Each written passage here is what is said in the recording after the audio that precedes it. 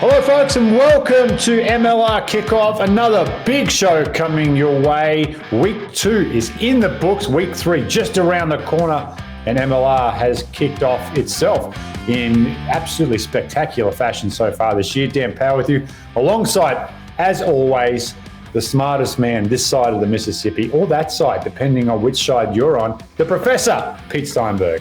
Hey, Dan, how you doing? I'm on this side of the Mississippi. I am home. It's like 2 weeks in a row. May not be the same next week, but Getting lazy. Loved Friday and Thursday night games. That was awesome. What a treat that was, I must say. And I know a lot of debate in the NFL, right? Player welfare, the turnaround from Sunday to Thursday. We're probably not going to see a regular, fixture on a Thursday night fix, but I love the idea of Friday night footy. Love it. I grew up with it. I think the MLR should work on a way to get a Friday night game. And it's going to be tough because it's going to have to be like your Houstons, New Englands, like teams that have their facility and control their facility.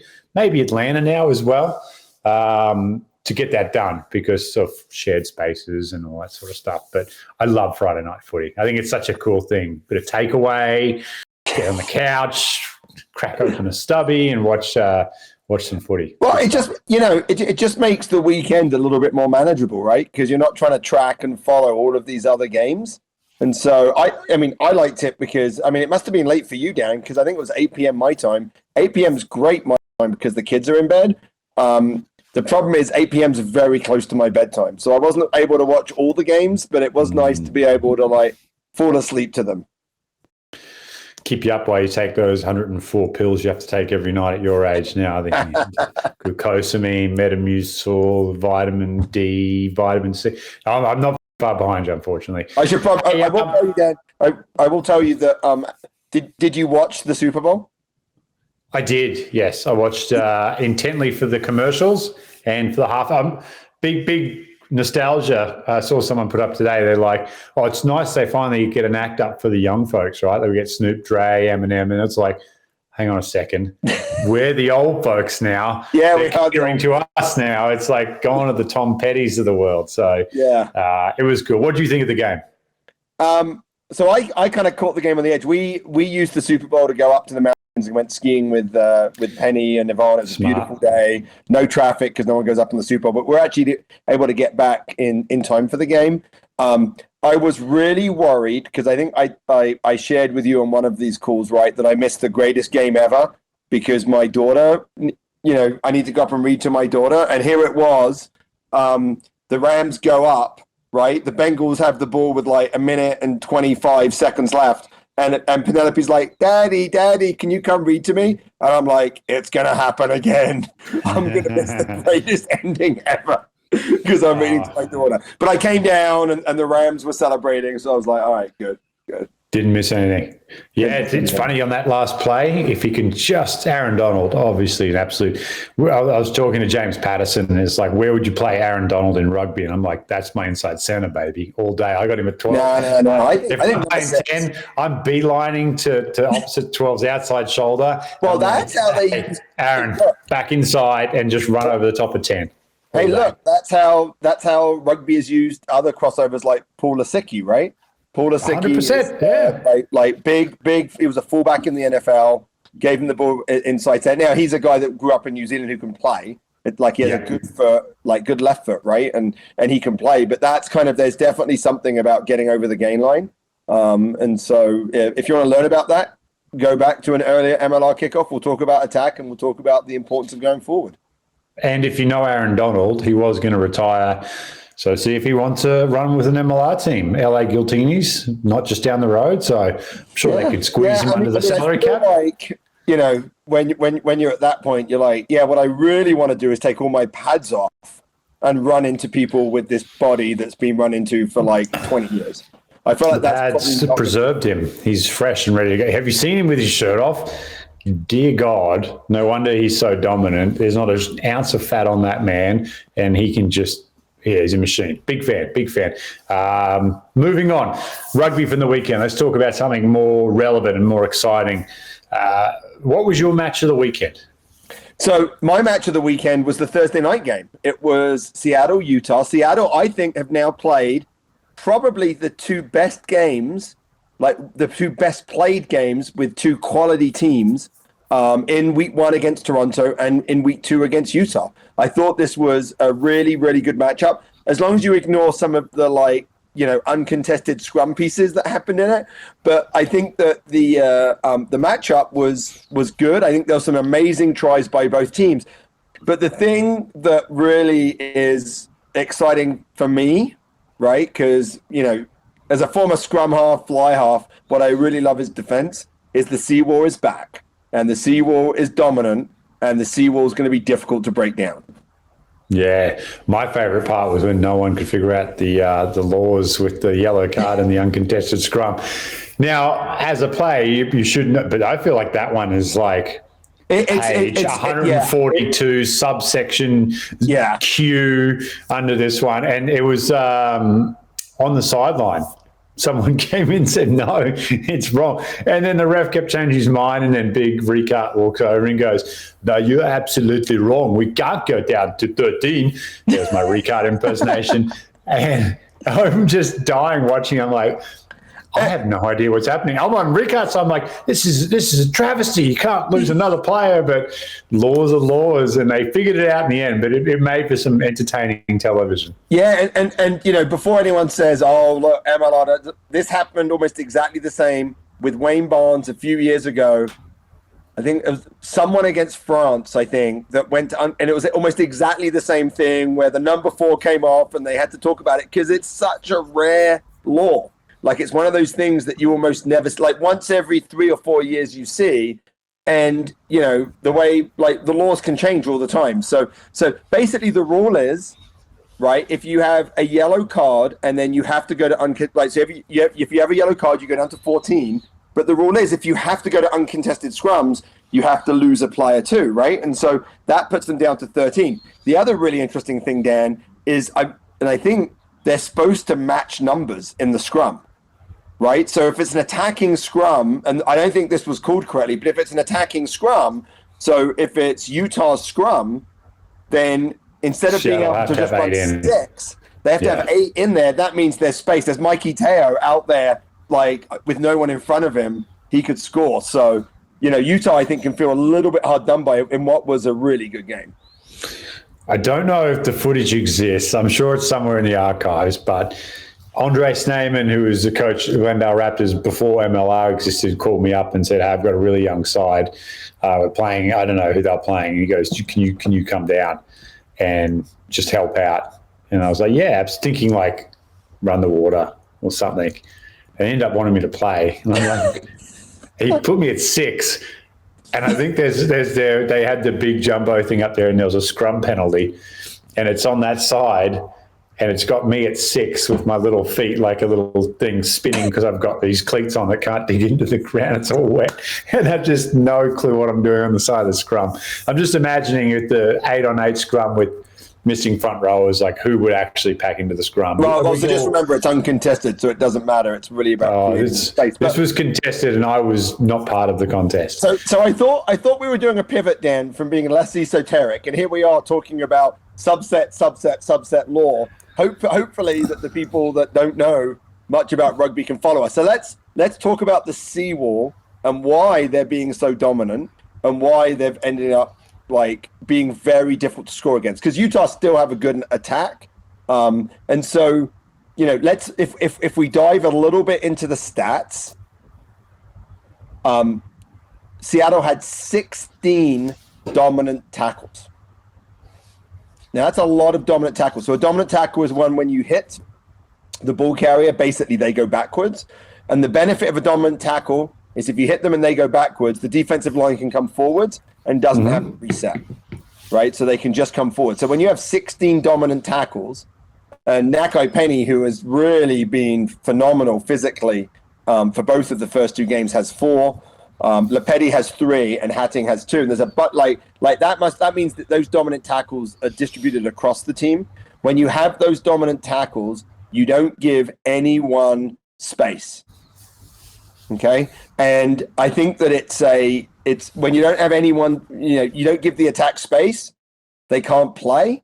And you saw that with Utah and you saw that with Toronto. And they're even more aggressive than Atlanta were last year, Dan, because that wing on the outside is coming in and cutting off the ball almost every time. Where Atlanta last year was like, hey, we're going to come up, we might come in. There's a bit more of a decision, but these guys are really committed. So the fact that SEAWALL is back and is, a physical presence, I think is going to be good for Seattle, and has been really key to their success in being 2-0.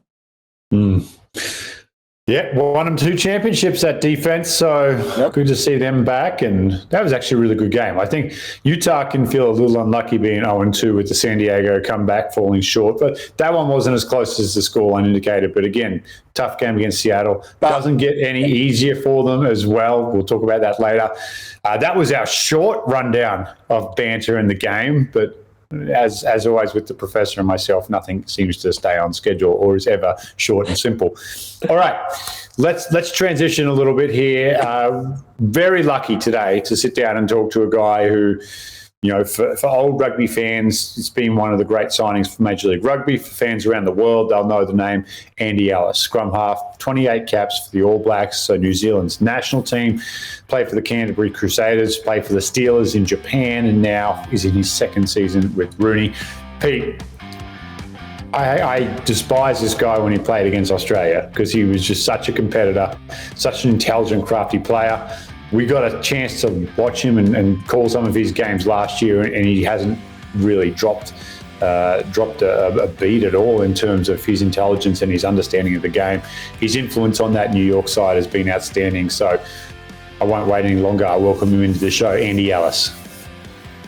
All right, joining us now is Rugby New York scrum half Andy Ellis, back for his second season, a second bite of the Big Apple for Andy and Rugby New York. Mate, how are you feeling? And you're probably getting sick of that question at the back end of the career now. Like, how are you feeling? How's the body? And you're like, hey, as long as I'm playing, just leave me be. Let me do my job. But how are you feeling coming into season 2? How's the family? Everyone back in New York and happy? Yeah, they are, mate. Yeah. No, I'm feeling great. Sort of haven't played any rugby since the end of the last season. So this sort of 6 months has been nice just to kind of get my body right.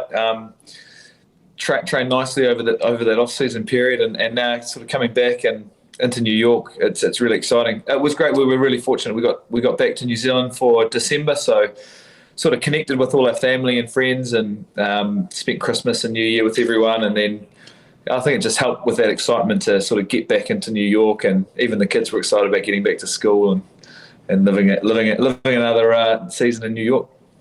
Yeah, I got to tell you, I was jealous watching the family for Christmas in New Zealand on Instagram, and the shorts and the singlets and the good weather and the good food, and I'm freezing over in the Midwest. So it was definitely looked like it was a treat of a trip, and you just snuck in too because I think they shut down again early in the year.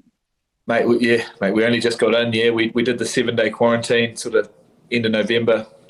Spent that time there, and it was a little bit hard getting the kids away from all their cousins and friends and family, but like now that we're back here and we're sort of we're into the season as well, we're all really excited, and like you sort of introed with, I'm in my later years of my career, so I'm just trying to make the most of it, and just I'm really enjoying every moment. I love going to training.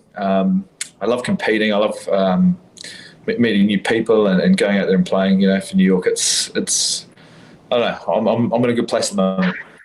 So Tom Brady hangs up the boots at 44-ish. Is that the line in the sand for you as well, you reckon? You can get there? 45, go one better than the GOAT?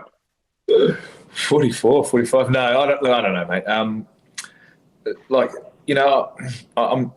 I'm still really enjoying it mentally, especially, talking to a lot of my friends that sort of ended up retiring. They said, you just get to a point where it does become difficult to go to training and get up for games and things like that. But for me at the moment, I'm still in a really good place. So I still love going to training, and like I say, I love competing. I love playing. So I'll just reassess, come the end of the season. If I still feel like that, and I still love the challenge, then I'll keep going. If not, then I'll hang the boots up. I'm pretty relaxed. So Well, let's talk a little bit about your journey, because it's not a unique journey for someone who reached the heights that you reached. You know, growing up in New Zealand, every kid grows up wanting to put on that black jersey. You did that 28 times. Realistically, you could have stayed in New Zealand, transitioned into the business world, gone that route, but you decided, let's take a path that has some twists, some turns, and some different scenery in it. You go to Japan, you go all over, you come to America, New York. What's the philosophy behind that? And your family's joined you as well, which I think's amazing and a wonderful experience for them. But what kind of mindset do you take into these decisions when the easy path is just to stay in New Zealand and capitalize on who you are down there?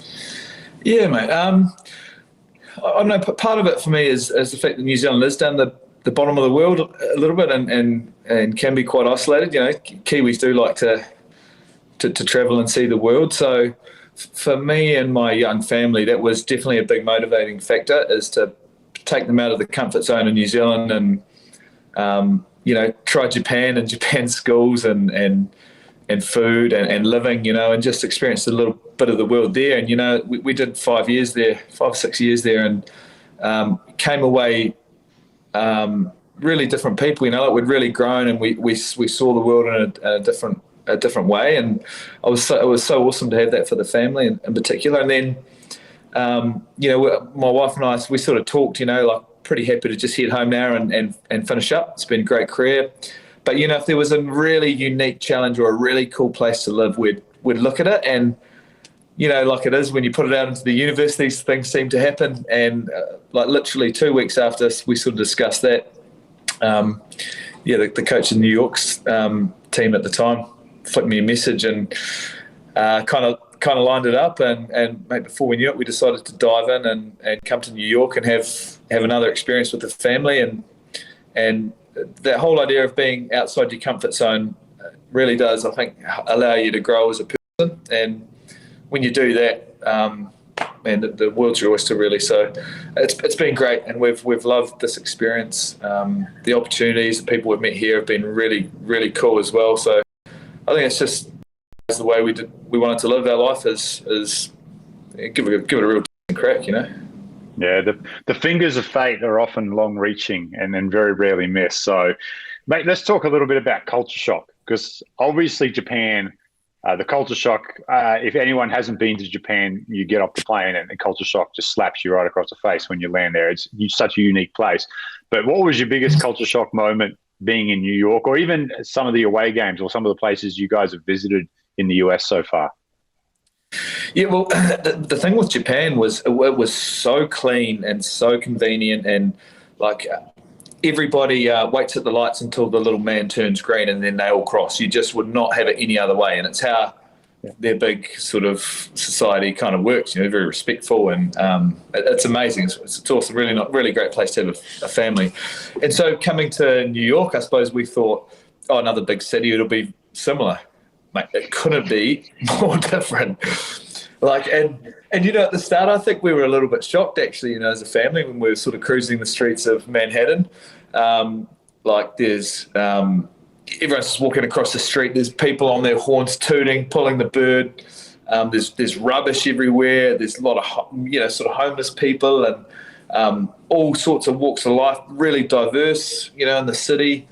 Bit stinky in some places, and so we were like shocked. But what I've kind of learnt about the city is that you actually fall in love with it. You start to fall in love with kind of how raw and rustic and how that sense of that diversity is actually really cool. There'll be a dude skateboarding down the middle of the road with his shirt off, you know, or you know, people walking around with speakers singing and everyone's clapping. Or you jump on a train and there's people playing guitars. Like it's actually really cool kind of way to live. And so from at the start having a bit of a shock, we actually really love that part of the culture in New York.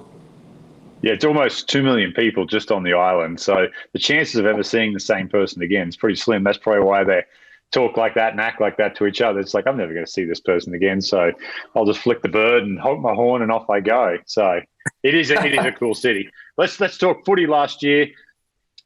what were your expectations? Obviously, MLR had a couple of full seasons. We had the COVID season, then you came over 2021. What were your expectations coming into the league for your first season? I really didn't know what to expect. Maybe I thought it would be sort of somewhere between kind of a club level and like an NPC, domestic competition back home. Mm-hmm. But I was actually really surprised. I think the standard of play was a lot higher than what I thought. The athletes are really good. There's a good mix of international and American players as well. So you get a really nice balance. The coaching is pretty decent too across all the sides. So the games were, probably more physical than what I'd been playing in Japan. And the skill sets were pretty good. I think probably the thing that shocked me the most was like the fields, playing a lot of Astro turfs. Yeah. And even the lines, a lot of it would be like a soccer field or American football field. And so that was kind of strange running out in a professional competition, kind of having these lines in weird places that I'd never experienced before. So that was probably one of the shocks for me in playing it. But yeah, like I say, really, really good standard rugby, good athletes, good coaching. And, I think even from last year to this year, you can see with the recruitment and even round one, there's 1 and 2, there's pretty good footy being played. Where did you play? Where was your home ground for the Satyrs? Were you at Lancaster, or what was the stadium back then? I was at both. Yeah, so half my career was at Half Lancaster and half. Park. Just the earthquake destroyed Lancaster, right? Yeah, mate. Earthquake hit, and then we played at the. I'm not too sure what it's called now, but the sort of temporary stadium. Yeah. So what gave you bigger goosebumps, the packed house for the Satyrs or Cochrane Field running out into Cochrane for the first time?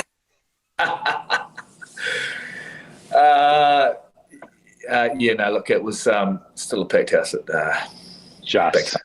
Yeah, only just. But I'm not going to lie. I know that great things will happen in this country with rugby too, and I'm going to look back and be really proud that I can say I was part of some of those foundations as well, which is also gives me a few little goosebumps. Yeah, absolutely. And I think a lot of people are sometimes a little overly critical. The challenges in New York for space are just unheard of elsewhere in the country. Like, ridiculous. LA's probably got an argument as well, but in terms of like access to stadiums, and the weather in New York means everything's AstroTurf, so there's no grass fields really, and there's just so many people, so much money that there's no room to put a field. Like, that's valuable real estate. You can put homes and businesses stuff there. So the challenges are real, but yeah, I think eventually a home will be found and it'll be a good one. Yeah, and like again, we're really fortunate with our management and staff. Our CEO, Rick's doing an amazing job with we've got a great facility now, and we can walk to a Astro field, and it's only 10 minutes away from where we all live, so that's amazing. And then our home ground field, I can see the lights on. It's 3 blocks away from our apartment, and it's Hoboken High School, which the backdrop of the city's just behind it, and it's 1,500, 2,000 seat stadium, so should have a really cool kind of tribal feel to it, and having the New York people behind us will be a really, really cool thing, I think, and in a city that is really difficult to find space.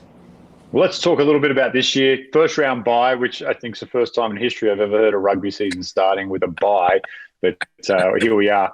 You go down to Houston. Houston upset the champs LA week 1. Did you guys watch that Houston-LA game? And what were your thoughts on that before we jump into your game? Absolutely, we watched it. Bit of a change of the guards, isn't it, at Houston? Got some great coaching in, got some great players in, and just physically, almost going to hang in their head on their physicality. They're going to carry hard. They're going to smack you in the tackle. They're going to maul you pretty hard. Set piece is going to be great, high standard. They're going to try and suffocate you. So I think probably that's maybe LA got caught in a trap there a little bit, got bought into that niggle. There's a lot of niggle there as well. and then it's sort of the game just got away on them a little bit. But also Houston played a very good style of rugby against LA and suffocated them and took it off them. So that's what we were kind of expecting when we were going to come up against them. Yeah, South Africans forwards with a little niggle. Never heard of that before. Geez, that's unique to their game and their style of play. You've run into that a bit, I'm sure, as well at the highest level. Well, let's go down that. It was a tight game, and really it came down to the last 60 seconds. Eddie Fideau out in the wing gets the ball one-on-one with Mr. Too Hot to Handle, and looked like Fideau was too hot to handle because he couldn't get a hold of him. Scores a long-range try.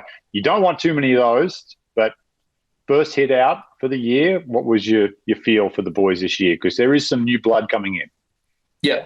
No, I was really, really happy with that performance. We hadn't even had a preseason game hit out as that team either. There were some guys that hadn't played, and I was one of them for a long time. So for us to be able to put in a performance like that, I was really happy with. Physically, I thought our forwards in particular were huge. Stopped their really strong maul game. When they came around the corner, we were there to meet them. Huge part of it. And then with our attack, I just think we backed ourselves. We played and played and played, and it's one of those ones I reckon a little bit like fortune favours the brave. It eventually came around. I think the stats were something like we passed the ball 170 or 180 times, and I think they passed the ball 60 or 70 times. Yeah. So we're there to play. We want to entertain. It's the kind of game we want to play. And I think ultimately that paid off for us in the end. And now this week, another big game. What are you expecting coming into this one? A little bit of the same. They'll be very physical and direct. It's a pretty smart team too. I know Stevie Brett, the coach, pretty well. He'll have a good plan. Yeah. I've got no doubt. And they've got off to a really good start too, so they'll have good belief in their camp, and it's a home game for them. There's an underlying kind of rivalry there that's built up, which is really cool, I think. Yep. With them pipping us, last year in the conference final. So there's a lot on it, and our group are excited, but we'll just got to prepare well. It's early in the week, still got to prepare well and give ourselves the best chance. Well, you mentioned Stevie Brett, and you mentioned we've talked a little bit about Satyrs, but post-career, any chance you bring back the Sea City brothers? I mean, some of that stuff was top of the pops, like number one on the iTunes chart, all that stuff. Spotify now, I guess, is a big one, but is that here we're going to pull up a little bit of footage? Look at, geez, God, look. Oh, you've put up footage too. Look at all the hair. Oh, look at that. Yeah, good. Nothing like a cheap shot. Yeah, well played. That's good. My favourite part's where you're just all suited and booted standing in the middle of the field and you're just dancing by yourself and the other guys are kind of just watching you. And don't worry, those clips still get brought up today.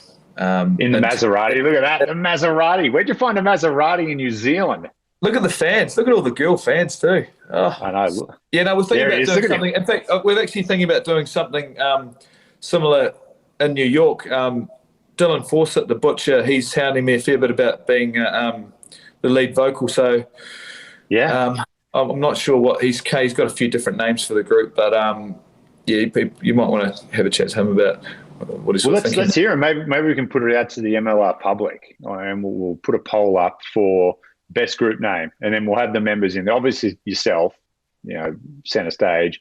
The butcher will get in there. Any of the other boys fancy themselves with the tonsils? Well, we've got a new guy, Jason Emery. Emery, yeah. By that, all he does is sing. Wherever we go, he's singing. Yes, and just a voice of an angel. So I think he'd probably make his way in there. Charlie Hewitt, our big lock.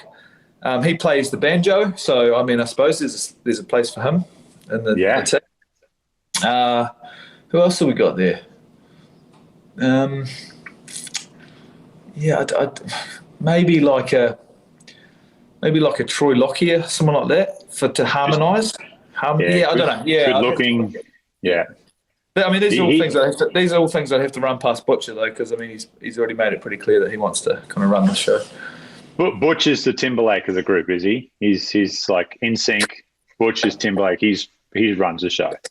Yeah, I mean, he'll probably go off solo. This would just be a way to boost his solo career, but we're happy to support him with that. Typical.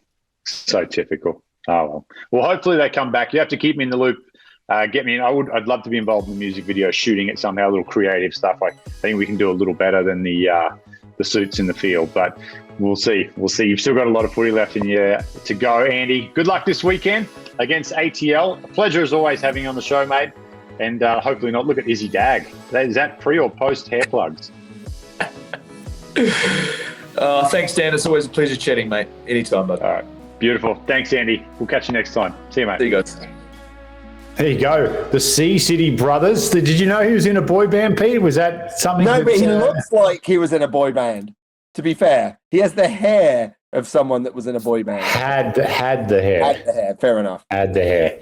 Yeah. Apologies to Israel Dag. A little shot there on the hair plugs. I'm not too far off that myself, so I better be careful on the hair jokes. But no, great to see him back in New York. And like I said, Pete, during the interview, like one of the true great ambassadors of the game in terms of like almost akin to the old soul surfer, right? The guy or the girl who just chases the waves. Like he's just chasing the experience, right? Enjoying it with his family and like you said, about to hang up the boots, but he's like, if something intriguing came along, I'll do it. And then Rick Salizo, almost the ESP, picks up the phone, and next thing you know, the Ellis family is in New York. So cool story. And I think that like rugby's a door opener for every player, right? Like we all have experiences. I mean, I was, when we talked to Ryan Patterson last week, we chatted a little bit. If you're a rugby player and you turn up at a rugby club anywhere in the world, the first thing they'll say is, do you have somewhere to stay? And then the second thing they'll say is, do you want a game this weekend? And rugby opens those doors. And so it's great. Exactly like if it wasn't for rugby, Andy Ellis wouldn't be living with his family in New York. And I think that's amazing. And I think what's really cool is Andy's going to have a lasting impact, both with Rugby United New York, but also I think within the US game. When you talk to anyone who's interacted with him at New York, they'll just talk about what an impact he has had on the culture of that team and how, his professionalism and the way he prepares and the way he thinks about the game is sort of it infects that whole team. I mean, we saw it last year, Dan, when he got injured. They're just not the same side, right? Yeah, and so I agree. He is the heartbeat of that team. So hopefully there's a lasting legacy for him in New York. Well, the highlight for me with him last year was that game with Mike Lash, the interaction between who again was probably young in New Zealand, watching Andy Ellis. Now he's like, dude, I'm refereeing Andy Ellis, and the back and forward between those two, and hopefully Lashy and Andy get a game coming up soon, and we can kind of have part two. I have as a scrum half myself, I always felt like I was the best referee on the pitch. So I was just helping the referee the game effectively. That's your role. Yeah. And just so, for the people that, and new fans to MLR, the scrum half stands next to the referee more than anyone else because he gets to stand next to the referee at the scrum, next to the referee at a penalty, often next to the referee in the line out. So you get a chance as a scrum half, if you're smart, to build a relationship with that referee to get some of that banter going. Because when it happens and you try and help the referee a little bit, you hope that the relationship you have with him might influence him. I don't know if it ever did, but that was always what I tried to do. Just trying to help them make the right call. That's right. You're not telling them what to do. You're just helping them make the right call. For whichever team. I mean, I would only tell them about the calls that I thought for my team, but I didn't tell them about the calls for their team, so I feel like that was fair. There's two number 9s, and that's right. All right. You just mentioned the scrum half. There's the name, the guy who's about half the height of the scrum. Is that how he got the name, scrum half? So, how deep do you want to dive into the nomenclature of rugby? Right. Well, so there are halfbacks, there are forwards, and then there are halfbacks, and that's the scrum half and the fly half. Dan, stop looking at your phone. There's my watch. Your watch, sorry. Yeah, my wife just texted me she ran out of gas. It's my fault because I took her car today as well. I brought it back on empty. I'm sorry. Oh This is a public apology. I'm sorry. Pivot back to the scrum. Professor's breakdown. So very quickly, there are forwards, there are halfbacks with a scrum half, fly half. There are 3 quarters back. People call these 3 quarters, which will be the centers and wings. And then there's the fullbacks. And so it's as far back as you are from the forwards. And so the scrum half is the half that is nearer the scrum. All right, what about the running back? Can we edit that out, Stats Boy? I feel like that may have been too esoteric for us. That was a nice explanation, but let's get into why is there a scrum? See, Dan, Stats Boy gets annoyed when we don't follow. I literally was pushing you in that direction, and you just weren't listening. You kept rambling. To be fair, it wasn't. This is actually going to be a series because next week we're going to do what is a scrum. That's good to know. So a scrum is the restart when a team inadvertently makes a mistake. Right. So an example is the ball cannot go forward from the attacking team. They cannot play the ball forward. And so if the attacking team accidentally plays the ball forward, which means they try to catch the ball, but they don't catch it and they knock it forward, then that's a scrum.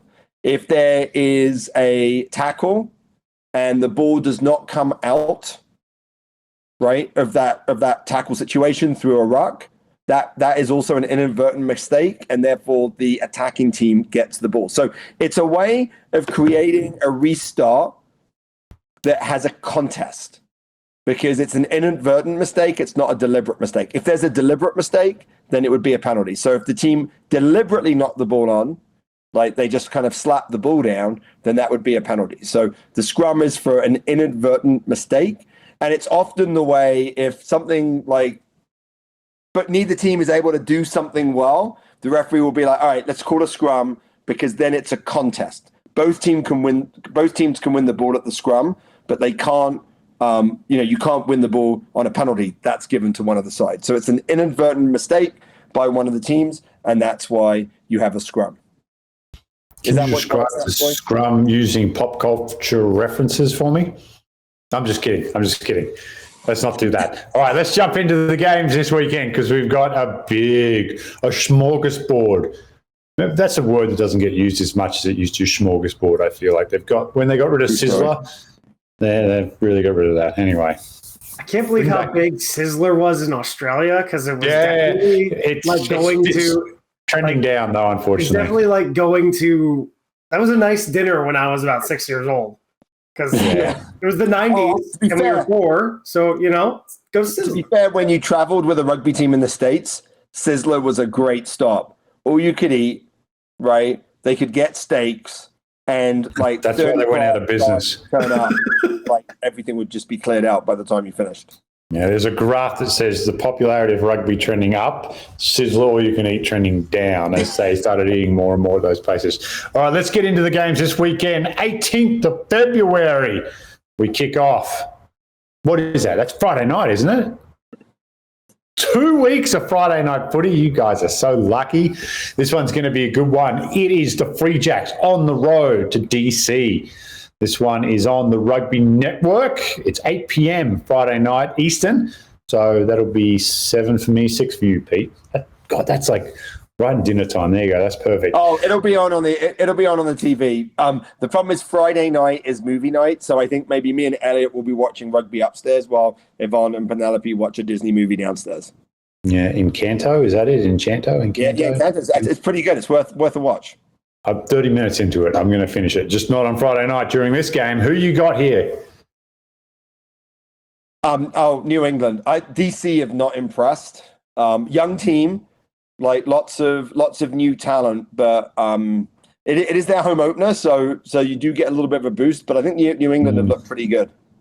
Yeah, New England looked really sharp. I've been pretty impressed. Do you know what's impressed me more with New England is their defensive. They've got a little bit of steel in their defense, a little bit of reserve. So be interested to see if it continues. DC need to turn themselves around pretty quickly here. They've had 2 pretty bad losses in the opening 2 weeks. But like you said, young side and hopefully building towards something. So I'm just looking over at the run sheet to see what's next. All right, moving on. Saturday, 3 p.m. Eastern on the Rugby Network. It's an Eastern Championship rematch as New York takes on Rugby ATL at Silverback Park in Atlanta. Do I have to go first, or do you want to go first? It was a tight game, New York, Houston. I mean, that was a tough game. I'm going to go with Atlanta on this. They're at home. I think that the Northeast teams probably are still suffering, New York in particular, in terms of like training. It's hard to find good training. You know that, Dan, facilities in New York. So I'm going to go with Atlanta, but I think it's a close one. Yeah, Atlanta's actually impressed me quite a bit. They've done a lot better than what I thought they were going to do to start. I think New York. I think the wheels start coming off in ATL here. Hold it. You go with Atlanta. Have really impressed me so far. I honestly, really with all the turmoil in the off-season, Pete, I didn't anticipate them to be doing as well as they are, considering what had happened and transpired in the last 2 to 3 months there. That's what I'm referring to. In terms of the talent on their roster, absolutely, they should be up there. But all right, I'm going to quickly segue into the next one to get myself out of trouble here. 4 p.m. also on Saturday on the Rugby Network, Toronto at New Orleans. Both 0-2. Yeah. Big game on the East Coast here. Look, this is going to be a tough loss for whoever loses. These are 2 quality teams, right? They're, Toronto have played well in pieces. I think they're still lacking a little bit because they're not as physical a team as they need to be. NOLA haven't looked great. Mm-hmm. I mean, I think NOLA gets it because of the home field advantage, but I think it's going to be a close one. But whoever ends up 0-3 has a long pathway to come back. Although, to be fair, Toronto's in this crazy, even though last week was a home game, right? Their deal is early on in the season, if they can get to 500 before they start their stretch of home games, they'll be okay. And so being 0-3 doesn't kill them. But for NOLA, they're going to be losing too many home games if they lose this one. So I think NOLA's going to be a little bit more desperate. Yeah. Oh, Sammy Malcolm plays. I go Toronto on this one. If he doesn't play, I go New Orleans. Oh, yeah, that's a good way to hedge. Hedging my bets. I thought Toronto's attack against they had that game against LA. LA played exceptionally well in the second half, so thought Toronto lost that, just lacking a little creativity, a little bit of impetus in attack there. So, all right, Saturday night, it's all Texas showdown at the what is it? The OKA Corral, Okie Dokie Hokey Pokey Corral or something. Choctaw Stadium. I know the name of the stadium. I'm trying to have a Texas Cowboy kind of reference here. Houston at Dallas.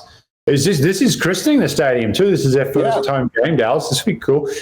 Be interesting to see the crowd they get out, because obviously Dallas fans know that their football team does nothing in the months of January and February, so they'll be all excited to see some contact sports. This one, I'll go first on this one. Listen, Houston to bounce back. I thought they were great against LA. Geez, they looked flat against New York in the second half.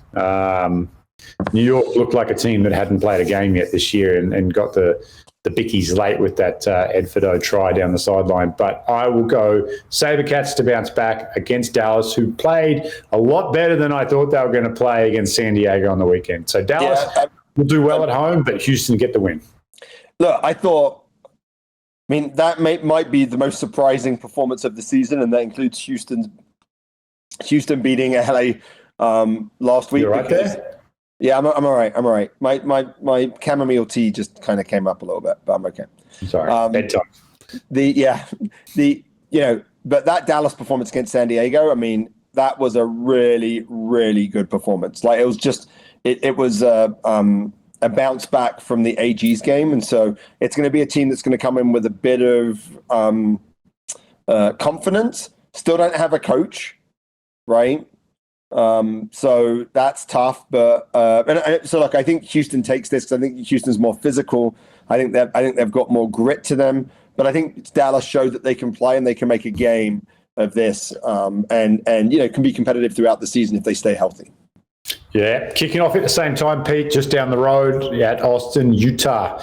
On the road to Austin, two sides who were racing to the Western Conference Finals last year. Utah get it done, and you have to think Austin will be wanting to exact a little revenge here at home against a wounded Warriors side that's 0-2. Yeah, I mean, I actually don't think this is a tough pick because I think the pick is Austin. Austin look like they've got an attack. They look like they can score points to go along with their good defense.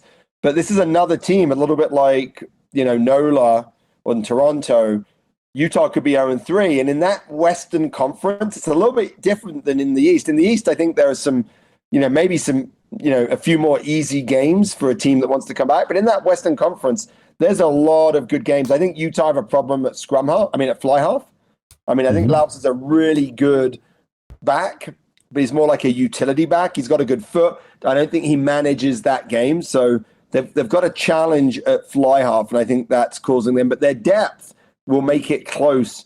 If they can be within touching distance of Austin with 20 minutes to go, they've got amazing depth, and that's what allows them to finish strong. So their deal for Utah is keep it close, right? Even if Austin's up by 10 with 20 minutes to go, we know that our bench will be stronger. They've got real depth in the front row. Some of Austin's forwards are a little bit older, right? And so, I think that second half will be interesting. But I think Austin might have, they might be up by 20 points if they're playing the way they are with 20 to go, and that's too much for Utah to come back on. Yeah, Austin have looked really good. Couldn't score points last year, and they're just scoring them in bucket loads this year. Lockie McCaffrey on his way as well. I'm not sure if he'll play this weekend, but he's getting close to getting boots on the ground in Austin. So crazy to think. When he showed up last year, they were a totally different side, and now they're running hot. Add Lockie McCaffrey into that team. Yeah, they are genuine title contenders. Lone game Sunday afternoon, 5 p.m. kickoff at Seattle at San Diego. It's a 2019 championship rematch on the Rugby Network. Oh, I walked away pretty unimpressed with San Diego on the weekend, playing at home against Dallas. Maybe Dallas were better than I gave them credit for, but I'm going to go for the traveling team here. Seattle, with the exception of that final, have not done well in San Diego against San Diego. In fact, I don't think they've beaten them down there outside of that game in the championship. So history is not their friend, but I will say that Seattle will get the win here on the road against the Legion. Go 3-0, Seattle. Good for them. This will be really interesting. And part of this for me is, the ability for Seattle to shut down a team that has so many good playmakers in San Diego in the back line. And so I actually think San Diego can score points against Seattle. What I'm not sure about is whether Seattle can score points against San Diego. I don't think San Diego is going to score 40, but I think they can score 25, 30. And I don't know that Seattle has that firepower. So I'm going to go against you, Dan. I'm going to go for San Diego at home in this. But I think it's a really, really tasty game to finish the weekend. Not the most interesting match of the weekend, but here's one for folks, old and new rugby fans. Lepetti versus Nonu. Yep. It's going to be an incredible, Lepetti's rise has been meteoric to say the least. I think this is going to be probably the biggest test mentally and physically for him against, in what is an aging Nonu, but still a legend of the game and a figure and a chance for him to. It was place kicking. He was place kicking for San Diego for the first time. I'm like, man. What else does Nono want to do? Apparently, first place kick ever in his professional career. No, he has. He's once in a friendly game for the All Blacks, not an international, but played for the All Blacks in an All Blacks 15 type thing. Yeah, I think so. Wow. So twice ever. Twice ever. Right. Did he make it? No. Was it bad? Yeah, it wasn't that good. All right, can we add the kick in right here, Gins? Just put the kick in at this part right here where he missed it. Just kidding. The last guy I want to offend is him. So most interesting match peak this weekend is going to be, and I'm not surprised here, it's the rematch from the Eastern Conference Championship last year, New York and Atlanta down there in Atlanta. Give me your thoughts on this one. So, I think this is a really, really good game. I think that the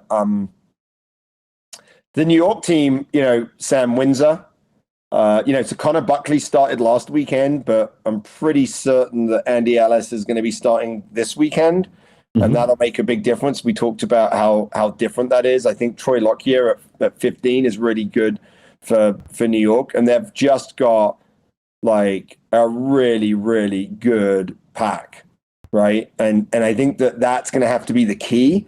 I think the key for New York is going to have the edge in the scrum and the line out. Right. So with Nate Brakely and, Dylan Fawcett throwing in and Charlie Hewitt, they need to have a really strong edge in the set piece. What we know about Atlanta is Atlanta need to stay away from penalties. Right. And so they need to make sure that, they don't give up that territory, because they're such a territory-based team that every time they give up a penalty, they find themselves in their own half. And then what they're going to do is they're going to kick. And so I think this game's going to be really interesting because for New York, they need the edge in the forwards, and Atlanta need the edge in the penalty count. Yeah. Homecoming of sorts, not all the way, but his first game against his old club for Will Leonard in the centres for Atlanta too. Yeah, usually and Charles pretty big performance going up against ATL on the other side. Flip-flop. Yeah. Interesting. It is interesting. Well, I mean, so part of that is when that happens, you've got to think about things like line-out calls and pattern calls, right? Because when someone from the other team is there, they know your calls. And so you've got to go to your secondary or even tertiary calls. I mean, in at the professional level, what they'll have one of the analysts listening to the referee mic, trying to hear the calls of the opposition hooker in the line-out or whoever's making those calls, and then charting them to see if they can break their code. And so what many teams will have is they'll have two different line-out call sequences, one for the first half and one for the second half. But here you are, when you've got a forward, so it's different with Will Leonard who's a back, but when Chance Wengluski is going to be like, here's their line-outs, right? How about you, Bill Belichick, listening in, stealing calls? I'm just picturing you deflating the Red Roses, the English women's rugby team footballs in there with your little thing deflating. No, I mean, but you can hear the line-out calls on the referee mic if all you're listening to is the referee mic. So you can hear that, and you can hear their line-out calls, and you can break it down. And so, it'll be interesting to see. Watch Chance Wengluski's number one. Watch what if he's chatting. Right at the line out. If if the call happens from Atlanta and Chance Wengluski is talking to New York and the New York forwards are moving around, then he's like, hey, I think I've broken their code and I know where the ball's going. This will be my last American football reference for a couple of weeks, but stealing calls. The great story of Mike Leach, where he had a fake script and he left it on the sideline against Texas, and it was all their offensive plays, like their first 5 tries, and it was all wrong. And the Texas defense come out and they were just in shambles, and he ran right through them. It was like, they're like, hang on, this isn't the call. They're going to play this. Good stuff. So Mike Leach, what a character. I had that experience coaching the US women against Canada. Up at the Nations Cup, or the Super Cup, or whatever it was called, up in Canada, and we were in the same dorm at a university with the Canadians, and we were about to play them, and we walked down, and their team room is open, and on the walls of the team room, they have their game plan, right? And we're like, and we walk in. And we're in this mode where we're like, this would never happen by accident. Like, the door's open. They know that we're sharing. There's no way this happened by accident. And we're like, you know what? We're just going to ignore it and we're going to go and play our game. And I'm pretty certain that that was the year that we played them on Canada Day, July 1st, and beat them. But I think they were playing like silly buggers. And leaving their game plan up and trying to get us to be like, aha, there's their game plan. But we were like, we're not going to do that. Take that, Canada. Take that. No, it's actually happened to me once, and this is kind of weird because we played in a semi-final game at the opposition's home stadium, except we were the number 1 seed and they were the away team. They didn't realize that. So the night before the game, they went in and wrote everything up in the home locker room, and we walked in there and there was there was a big debate about, obviously, I don't know what they want to do, postpone the game or something, but they were adamant that we'd stolen everything off the whiteboard and like, listen, you put everything up there. It wasn't us. But they thought that was their locker room because it was their locker room. But Right. All the other games except for this game when they turn up. Yeah, they had to use the away locker room. Yeah. When that happens, there's a team manager that gets a talking to the next day that's like, look, dude. You messed up. Yeah. This is stuff we need to track.